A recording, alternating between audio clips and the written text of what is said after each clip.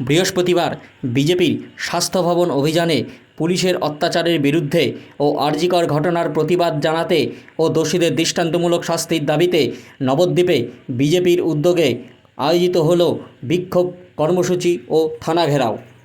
শুক্রবার বিকেলের পর নবদ্বীপ শহরের মতি রায়ের বাঁধ মোড় এলাকা থেকে এই বিক্ষোভ মিছিল শুরু হয়, যা বউবাজার রোড হয়ে নবদ্বীপ থানার সামনে এসে উপস্থিত হয়।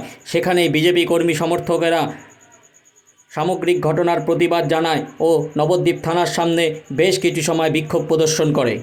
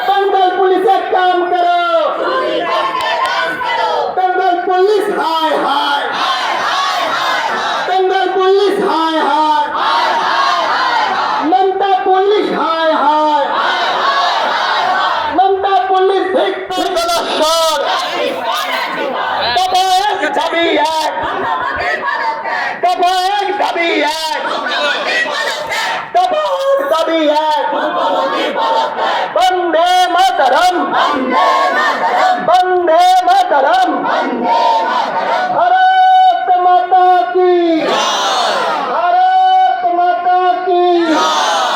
আজকে এই থানাটা কোথায়?